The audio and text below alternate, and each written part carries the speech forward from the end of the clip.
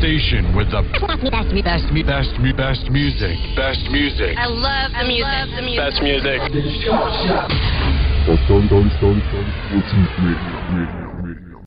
And we're back on Chop Shop Radio. Jay West, like I told you all night long, man, you seen Ali, Cliff Simmons, it was going down right here at LOL. I got with me right now, man, you know this cat. He don't even need an introduction. Star of the hit TV series, The Hughleys, the current reigning king of comedy still. Got to give it up for my man, Mr. D.L. Hughley, What's up, man. Cat Daddy? Good to see you, man. Good to That's see what you. it Merry is, Christmas man. to you. Happy New Year. Likewise. So when we make it, Hey. if you said it, it got to happen now. Well, we got past Thanksgiving, so we ain't going to count our chickens look, just yet. When you get past 25 and you're a black man, you're doing something, baby. Oh, That's well, hell, I'm on Jesus good. status. I'm 41. Well, man, good to see you, man. Good to Glad see you was too. able to stop through. Did your thing up there, man. What's been going on with DL, man? Well, we're writing a book that we turn in January 15th. It'll be out August 15th. Okay. It's all about, America and elections and how we see things. And I just, it's kind of just, just my perspective. It's not quite my comedic perspective. It's just kind of more, Right, more voyeuristic. So it's, I'm just, I having a great time doing it. And then we have a comedy special called Reset that we shoot at the end of January, and we're excited. That's what's happening, man. So you got a lot going on right now, man. Right. That's what's happening.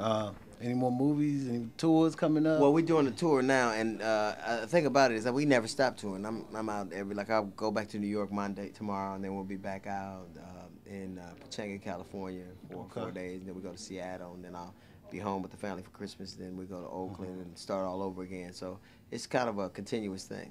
Right. Now, I know, man, you've been in the game for a minute time. doing it.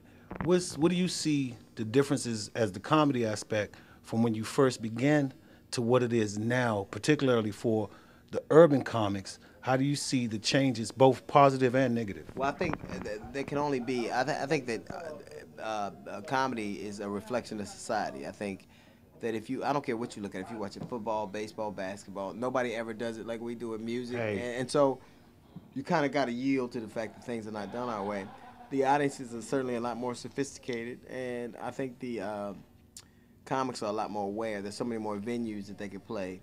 And I think one thing is, and I think this probably happens with every generation, but I think that sometimes there's a tendency not to appreciate what's happened before you, and not really to do your homework.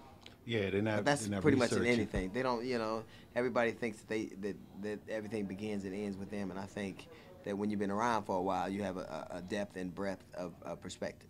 Right, I understand, because I know a lot of people, you might mention Mom's Mabley, and they, who is that? She owned the restaurant, didn't she? No, you know what I mean? So Syrup, what that got to do with that? So, yeah, it's a whole different thing. that's what it is. Now, you as a comic, as one of the top in the game right now, who do you listen to as comedy? Who's some of your favorite comedians? I actually just lost my favorite comedian right now. Patrice O'Neal was, I thought, kind of a throwback to the way I used to see comedy, and now, he was kind of taken to another. But I dig Ali. I dig a cat named Malik S. It's, a cat named Will Sylvans. It's a lot of young cats that are new in the game that are really kind of a throwback to the way we did things, and I'm excited for the prospect of getting to watch them grow. Right, and they're touring all around the country, abroad, everywhere. Favorite comedy audience, favorite place to be? Well, you know what? I tell you what. I played here a couple times. I played Austin. The thing about this area, this part of Texas, and I love Dallas and Houston. I love New York. I love Chicago. I love San Francisco, Boston. But I think some of the brighter audiences are, I dig performing in San Francisco, not L.A. where I'm from, because I think it's a different thing, but I just dig heady audiences where you can talk about the things that are going on, and they're kind of abreast of them. Right, so people that are informed. Yeah, and I was telling the club owner here, I said, this reminds me of Austin, and that they're so very informed. Like, you can talk about things that happen today, and they'll know about it. Yeah, current events. Yeah. Right, and they are too. And that's comedy, because you got to evolve. Right. You know what I mean? It's always evolving. And where do you draw a lot of your inspirations from when you're doing your more inspiration? I think I'm more saddened by the things I see than inspired. Okay. But I think that they're just kind of it's more, for me, it's more anecdotal. I'm just kind of looking at things, but I think that we have regressed as certainly as society, and particularly as a nation, I think that the things that made us great now are the very things that we kind of don't aspire to be. We used to be a place where you could be creative, where you could push the envelope, where people were inclined to let you kind of pontificate and get through your point. Now everybody, oh, that's wrong, or that's right, or you're not supposed to. It's so politically correct that it's, which, you know, if it's movies or if it's radio or whatever, that's one thing. But when it starts to affect what we do, which is a comic, that's centering yourself. That is kind of the thing that we have to fight the hardest to kind of stay away from. Right. I'm gonna show a couple names out. Tell me what you think of them. Herman Cain. I think that Herman Cain is a guy I'd like to hang out with, but he could never be president. I mean, personally, I like to hang out with him probably more than I do Obama. Obama's gonna want to read a book and hang out with his wife. Herman Cain you gonna get drunk and chase white women.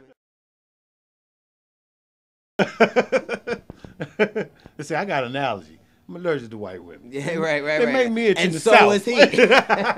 I'm sure he is now. So is he. But I think that, let's be, if he were running against Obama and they were two equally qualified, equally well-spoken, equally as intelligent men, black people couldn't help but be proud by that.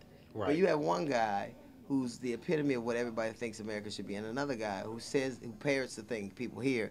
He doesn't seem to be that abreast of what's going on in the world. He doesn't seem to be that particularly nuanced. But yet he's popular to people who care that he he edifies their viewpoint. I think he was a silly, simple guy. But you know, hey, what do I know? Out there and did what he did. I think, like, you know, your mama say you let a fool talk long enough, he'll fuck around, talk his house out or something, and that's exactly what he did. Yeah. Don't know you're a fool until you open your mouth. Right, and eventually, people are gonna find out. What it say? Better that everybody think you're a fool to remain silent than speak and remove all doubt. Everybody know they fool. Exactly what he did. Tiger Woods. I think Tiger Woods is an athlete that likes ass. Who don't? What is it? I never understood. What is the fascination with men who are they're in a testosterone-driven industry? Their industry is all about being a male, and the only reason you have testosterone is so people are here. I feel you. If you didn't have testosterone, there would be no kids. Yeah. If you got a lot of money and you got a lot of access, you're going to have a lot of ass. That's the way that go. Because he like pussy, I'm supposed to not like him no more? What do you think of, on that same line, sex rehabs? Do you think they work, or do you think they're a sham? Here's the problem. Rehab is supposed to stop you from doing what you do. You can't go to rehab so you can drink a little. Like you don't go to rehab so you just fuck your wife. There ain't no rehab like that. Nah. And if it is, I don't want to go. Right. So I think that it's something. I've said that when I got in trouble. So that's the shit you do when you go, baby, I can't help myself. That's, you know, but we are, monogamy by very definition is not natural. It's not natural in the animal kingdom.